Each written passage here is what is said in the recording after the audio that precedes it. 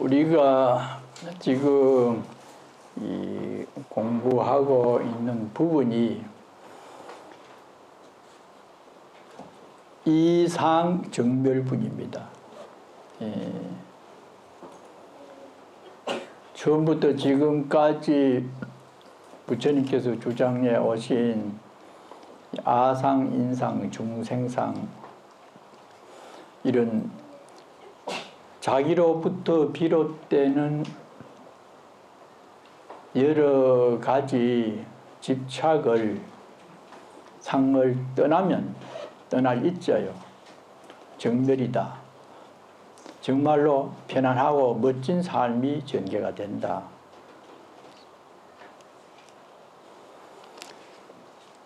정멸은 고요하다는 의미인데 죽음이라는 그런 뜻도 있고 이렇지만은 여기에서는 몸이 건강해서 기분이 좋고 마음이 편안해서 또한 현실에 만족한 것을 정멸이라고 합니다. 생멸이 멸이하면 이 생각 저 생각이 없어지면은 정멸이다 이래 했죠. 열반경에서. 그런데 우리들은 여러 가지 생각을 일으키고 불편해하는 마음도 즐거운 마음도 있는데 불편할 때의 마음을 살펴보면은 주로 자기를 내세우는 그런 어떤 사고 체계에서 문제가 발생하고 괴롭다는 거죠. 그것이 이제 이 재물을 더 많이 갖겠다고 한다든지 명예라든지 5가지 인간이 추구하는 그런 이성적인 문제라든지 재색, 식명수,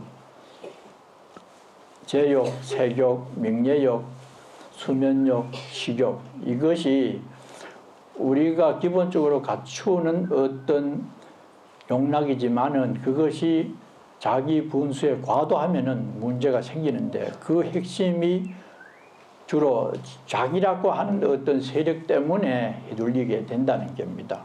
그래서 계속 지금까지 그렇게 말씀을 해 내려왔습니다. 그러면서 끝부분에 가서 수보리야 열애는 지금까지 말씀하신 그 내용은 진허자며 진실된 말씀이며 이것은 진리와 어긋나지 않는 참 말씀이다.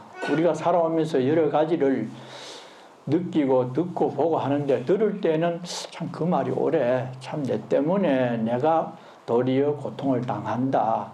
내 고집을 꺾어야 되는데 세우지 말아야 되는데 말은 하면서도 실제로는 그렇게 안 되는 상황에 우리가 살고 있죠. 그래서 그게 이제 음력 때문입니다. 지금까지 무수한 세월을 그러한 사고방식으로 살아왔기 때문에 나를 내세우지 않으면 내가 죽는 줄 알아요.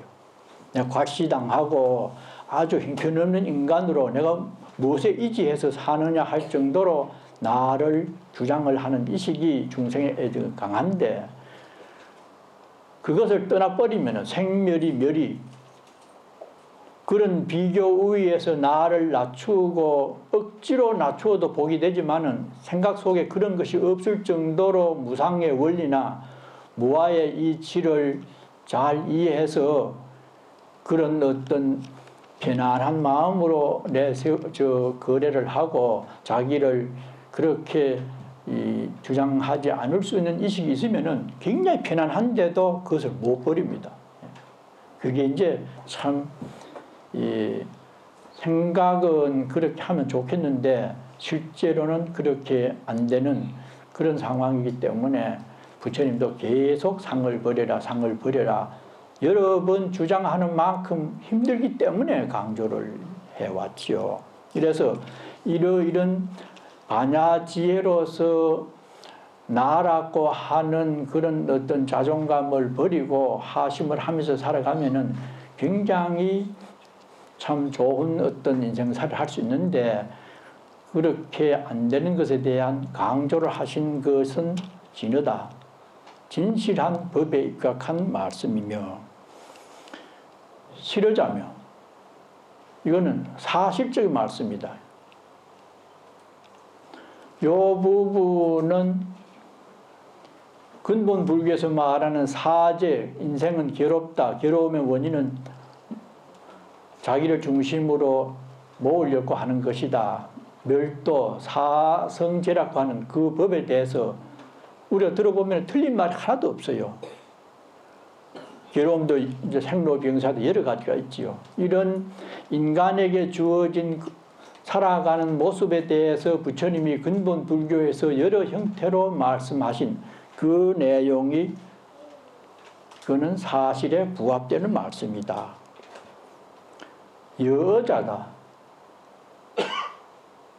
이것도 말씀과 같다는 그런 뜻인데 대승불 금강경에서는 가장 강조하는 게 지혜로 살아갈 수 있는 반야를 얻어야 된다.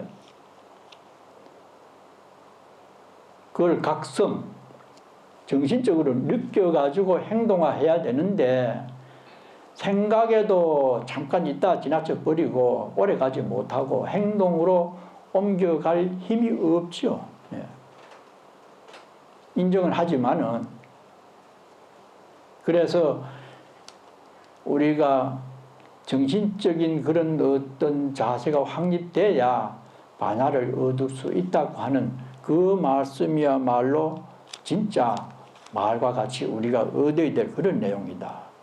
불광어자, 속이는 게 아니다. 이것도 사실은 말이죠. 불이여자, 말과 다르지 않는 것. 5가지 종류를 내세우면서 이 반야경의 뜻을 잘 이해하고 실천하면은 잘 살 수 있는 길이 있다고 하는 것을 강조하기 위해서 5부리로 이렇게 말씀을 이렇게 했죠. 수보리야, 여래께서 얻은 법은 요 얻은 법이라고 하는 게 내나 반야 지혜를 말합니다. 다이아몬드와 같은 보배스러운 지혜는 이 법이 무실, 실도 없고 실체도 없고 그렇다고 해서 후한 것도 없다. 무실무합니다. 여기에 열의 소득법이 나오죠. 얻은 바 법은 저쪽에 7분에 우리가 중간쯤 돼서 지금 14분인데 반쯤 되는 데에 얻은 바도 없고 설한 바도 없다고 나옵니다. 열에는 무소득이요 무설이다. 그렇게 나왔죠. 아라한들이 도를 얻었다고 하니까 또 얻은 게 있을까 싶어서 거기에 우리가 정신이 팔릴까 싶어서 또 없다고 부정을 했죠. 그런데 여기 와서는 열애께서 얻은 바 법은 또 이래 했다고요. 그러니까 말을 이래 했다가 저래 했다가 얻을 게 없다고 했다가 얻은 법이 있다고 했다가 여기에 이심을 낼까 싶어서 다시 강조를 합니다. 얻었다고 하는 그 법은 실체가 있는 게 아니다.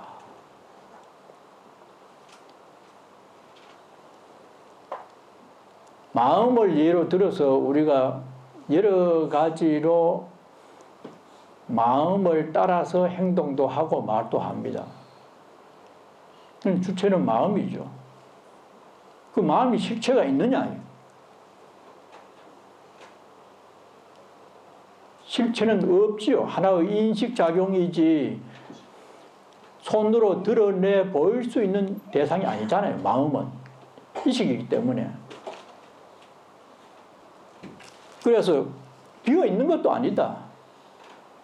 마음으로서 온갖 것을 다 만들어내고 좋으면 웃고 기분 나쁘면 찡그리고 여러 가지 작용을 다 하잖아요. 그처럼 금강경에서 강조하는 지혜, 나를 드러내 세우지 않을 수 있는 재행 무상법에 의해서 또 인연법을 잘 이해를 하면은 내라고 고집을 부리고 내 주장이라고 강조할 그런 것이 하나도 없어요. 지혜롭지 못하기 때문에 그런 생각이 일어나고 그러다 보면은 시비가 일고 불편한 어떤 문제가 생긴다는 거죠. 그래서 그 지혜스러운 어떤 삶의 그 방식이나 내용을 마음이라고 하는 걸 드러내서 보여줄 수는 없지만은 분명히 작용을 한다. 그래서 실체가 없다. 무실. 그렇지만은 비어 있는 것도 아니다. 그래서 모습으로 나와지고 시비가 생겨지는 근원인 한 마음을 청정하고 만족한 생각으로 바꾸어서 모든 사람들을 공경하고 이해하고 이렇게 할 수 있는 자비를 베풀면은 상당히 조금 우리가 부족해도 만족을 하고 약간 병이 나도 재행 무상을 딱 들이대면은 조금 참아야 되지. 모든 선대 부모들이 전부 이래갖고 모든 생명이 이래가니까 나도 그 길을 따라갈 뿐이다. 자연이 우리들에게 주는 법칙을 그저 우리도 따라갈 뿐이지 발버둥 친다고 해서 없어질 것도 아니고 안 올 것도 아니고 그러니까 순응하면서 살아가면은 힘이 덜 들어요. 근데 벗어나려고 억지 힘을 쓰면은 힘이 더 들고 더 다칩니다. 늘 자전거 생각이 납니다만은 안 다치려고 용을 쓰면은 도리어 넘어가는 쪽으로 넘어가지고 더 다치고 반대 방향으로 들어버리면은 안 넘어지잖아요. 그래서 술 취한 사람이나 정신 이상자가 뛰어가다가 넘어지면 덜 다쳐요. 그 희한하다고 하지만은 무의식으로 그저 정신이 없고 술이 취하다 보니까 넘어지면 넘어지는 대로 넘어져 버리는 게라요. 그러면 덜 다치는데 넘어지면서 아이고 안 다쳐야 되지 하고 딱 신경을 쓰다가 팔이 나가고 다리가 더 다쳐져요. 그래서 순응을 하면은 배를 타고 내려가는 것 같지만은 그렇지 않으면은 배를 밀고 역류를 해가는 삶과 같다. 그렇게 이제 말씀을 하셨거든요. 그래서 이 수보리야, 만약에 보살이 마음에 집착을 해서 보시를 하면은 이 사람은 컴컴한 데 들어가 가지고 아무것도 볼 수 없는 것과 같지만은 마음에 집착심을 버리고 내라고 하든지 물질이라고 하든지 거기에 대해서 버리고 정신적으로 편안한 자세에서 자비심으로 보시를 하면은 이 사람이 눈을 뜨고 대낮에 일광명조에 어느 공간에 들어가서 갖가지의 물건을 보는 것과 같다. 이게 아주 중요한 마무리 법문입니다.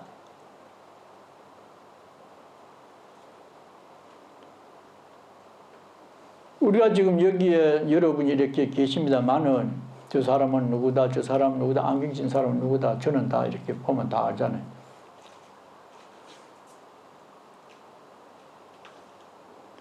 그렇게 알 수 있는 것은 사실은 낮이기 때문에 그렇죠. 밤에 앉아있으면 누가 누군지도 모르지요.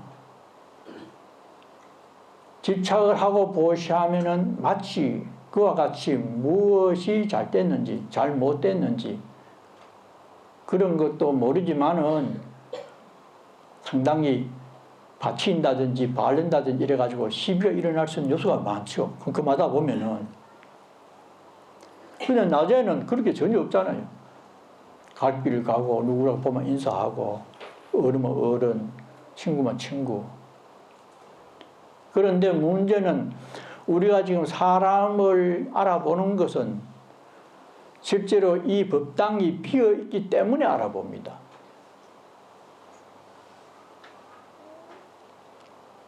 만일 법당이 흙으로 다 메워졌다. 그럼 우리가 들어앉을 자리가 없죠.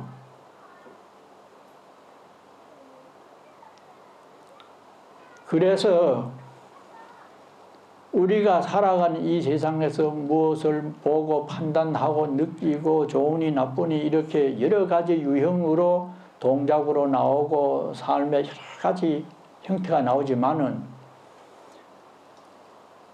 그렇게 되게 되는 근본 바탕은 비어 있음이라는 겁니다. 전에 우리 수박 얘기를 했었죠. 이거는 묘한 논리입니다. 논리가 사실이 그렇고요. 그러니까 우리는 비어 있음과 있는 현상을 동시적으로 보잖아요. 비어 있지 않으면 우리가 사물을 판단할 수 없어요. 공즉시색이라. 비어 있는 것이 바로 현상을 파악하게 되는 원동력이라는 겁니다. 색즉시공이라. 판단할 수 있는 우리가 현상을 누구라고 알 수 있는 것은 바로 그 땅이 비어있기 때문에 공간이 받쳐주기 때문에 우리가 분별 판단을 한다는 겁니다. 그래서 여기서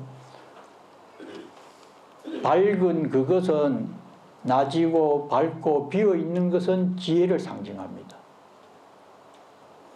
사람이 누구다 알고 어린애들에게는 반말하고 어른들에게는 높임말하고 할 수 있는 그런 작용은 공덕에 비유를 했습니다.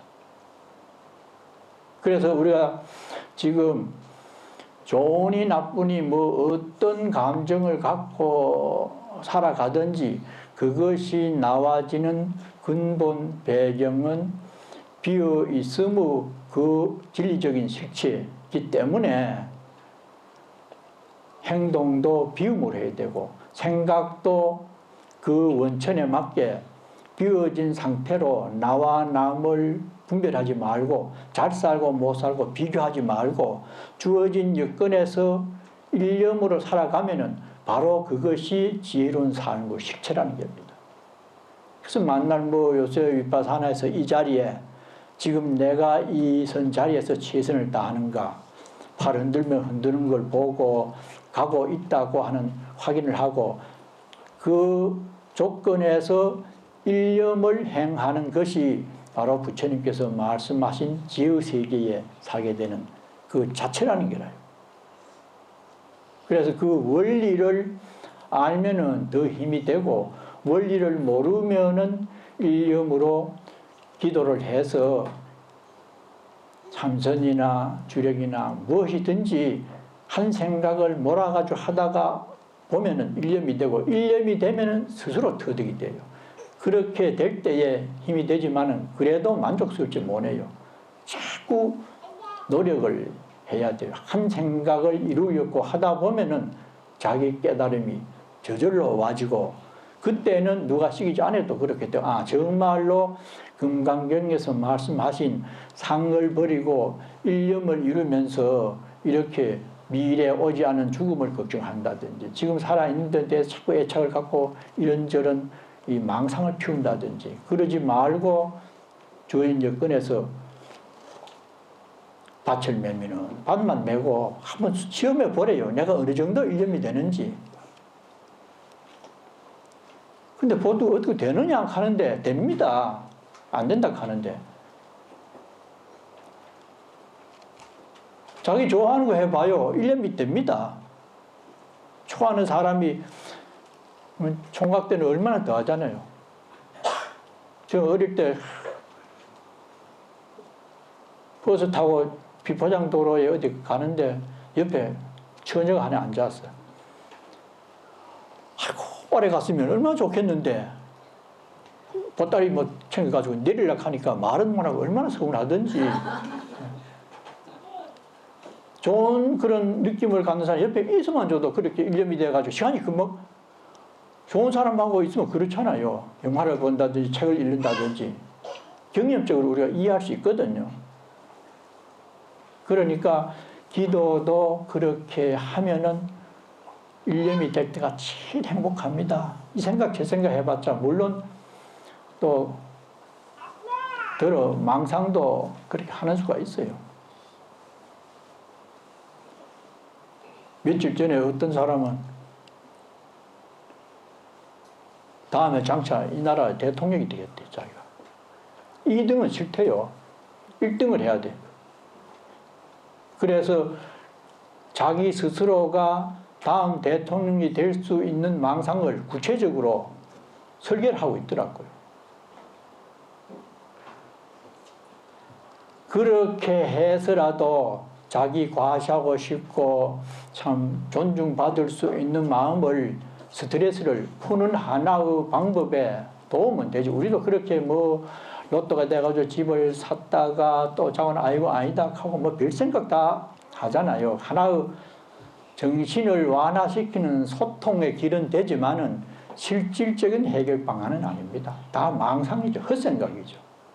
실제로 돌아오는 건 아무것도 없어. 일어난다고 어디 100만 불, 200만 불, 뭐 로또 생각했지만 차라리 어디 나가서 어디 뭐 이래주고 5불 받든지 10불 받든지 그것이 현실적으로 합리적이고 이득이 있는 것이지.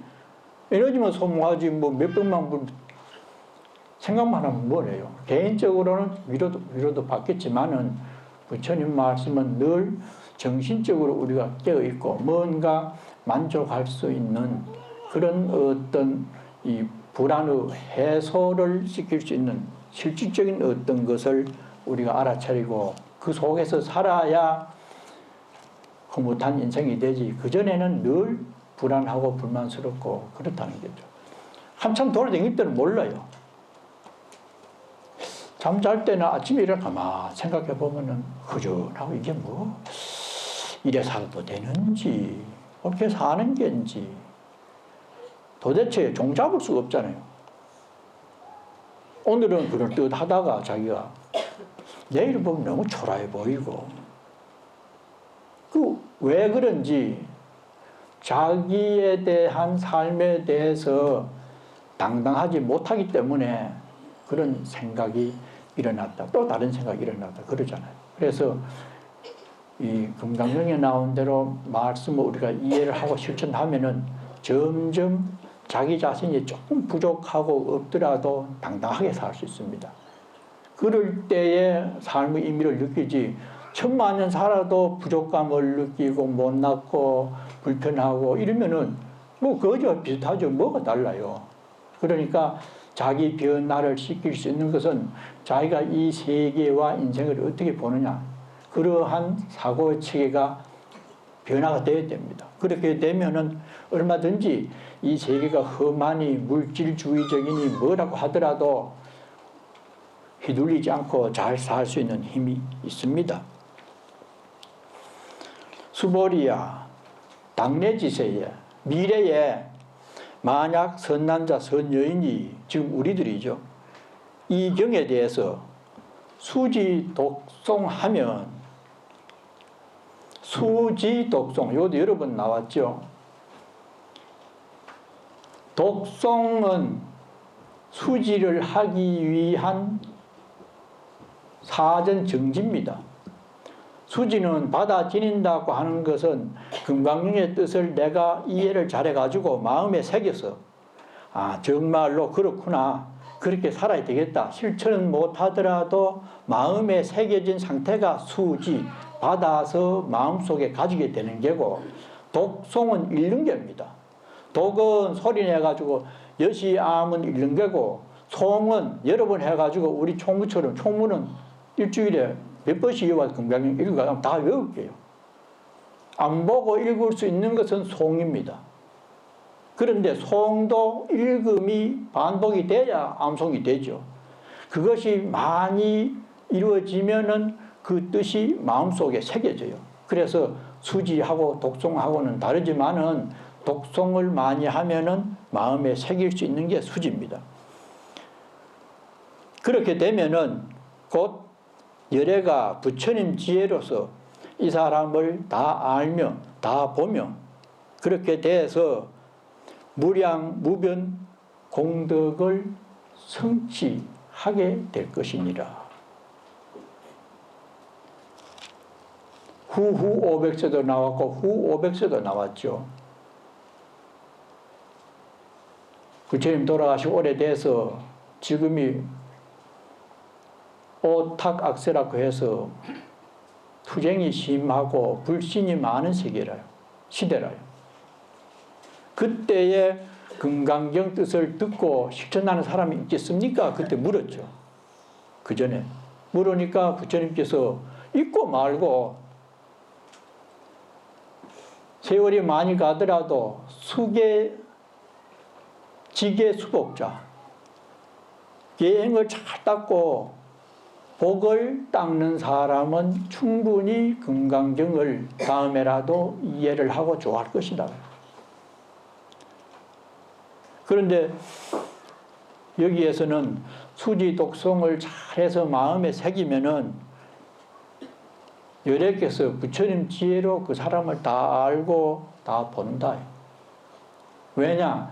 우리가 금강경을 수지해서 얻은 비우무 마음이나 부처님께서 강조하신 말씀이 내용적으로 같기 때문에 부처님이 다 알고 다 본다는 거죠.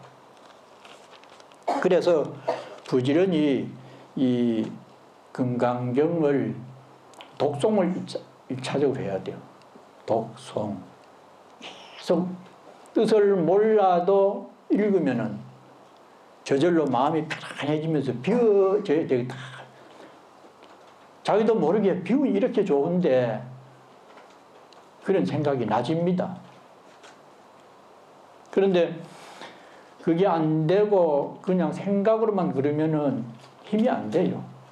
일단 독송을 하고 그 뜻을 이해를 하면은 저절로 나를 낮추니까 모든 사람이 이래 좋아하는데 나를 내세우면은 모두 밉다 하잖아요. 잘난 척 한다고. 주변에 그런 사람이 있고 그런 상황을 우리가 다 알면서도 잘 안 돼요. 그래서 계속 독송을 하고 그 생각을 마음에 새기면은 됩니다. 꾸준하게 이렇게 해야 돼요.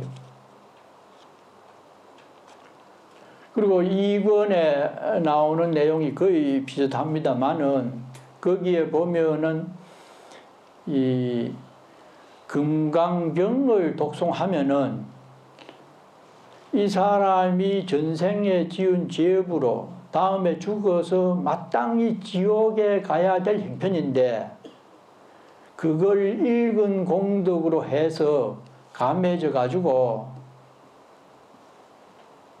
그렇게 되지 않는데 그때에 분명히 시비가 생긴다. 나를 다른 사람이 굉장히 욕을 하고 또는 시비를 걸고 그런 일이 있게 된다 이랬습니다. 그 부분도 상당히 금강경에서는 소중한 부분이라요. 금강경뿐만 아니고 어떤 경전이든지 경을 많이 읽고 기도를 많이 하면은 중간에 마장이 끼입니다. 그걸 마장이라고 해요. 괜히 시비를 하고 옆에 가서 툭툭 차고 뭐라고 별거 아닌데도 그걸 가지고 트집을 잡고 내외간에도 그런 경우가 많아요. 봉화에 있는 사람 주기소를 하는데 부인이 공부를 잘해요. 신랑이 뒤에 와서 간지리고 발로 차고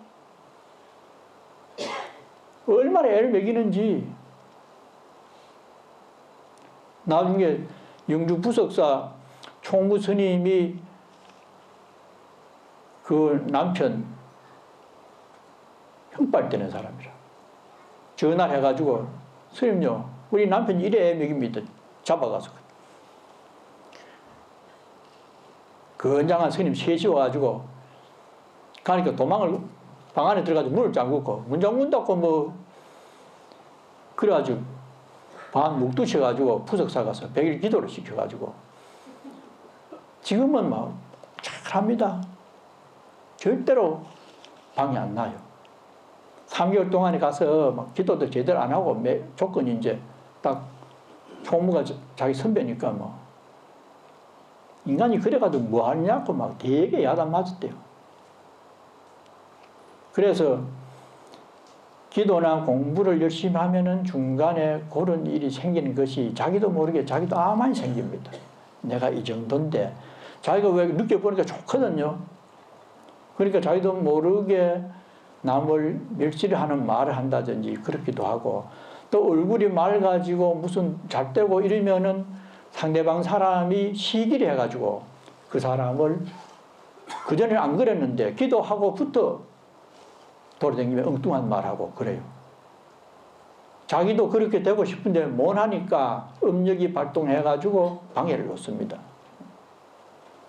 그래서 그럴 때는 마장이 들어왔구나 하는 것을 알아차려야 돼요. 그래가지고 같이 상대를 안 해야 되는데 자기도 모르게 또 휩쓸려 버려요. 힘이 약하면은. 그래가지고 싸움을 하고 이러면 지금까지 기도한 꿈을 또 원점으로 돌아가요. 참 중요한 부분인데 우리 신도님들은 그런 단계까지도 기도를 하는 사람이 몇 안 돼요. 그러니까 만날 그 장단이지. 저 생기만 하는 뭐예요? 좀 달라져야 되지. 그래서 금강경을 우리가 공부를 하면서 좀 더 우리 삶의 진일보할 수 있는 그런 어떤 계기를 우리가 마련해야 돼요. 이로써 이제 그 13주 금강경은 이렇게 마치고 다음 주부터는 그 원효 스님이 지은 발심이라고 하는 게 있습니다. 그러니까 이제 주로 스님들이 공부하는 내용이지만은 일반 신도들에게도 해당이 될 수 있는 그런 말씀이라서 1400년 전에 원효 대사는 우리 불교 신도들에게 무슨 말씀을 어떻게 했는지 그 부분을 좀 공부를 해보려고 합니다. 시간적으로는 상당히 거리가 있지만은 내용을 보면은 인간의 삶에는 똑같아요.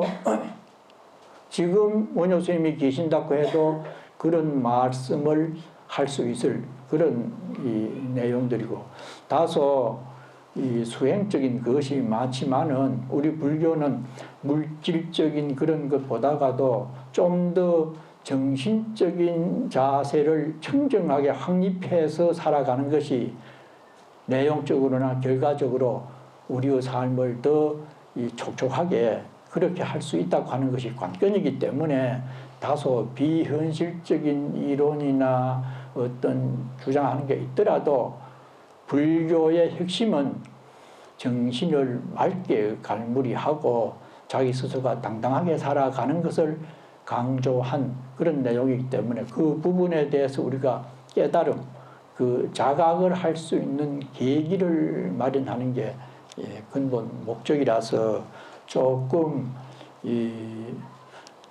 그런 현실적인 감이 떨어지더라도 또 많이 동참을 해서 그 원효 스님 말씀에 경청을 해 주시기를 바랍니다.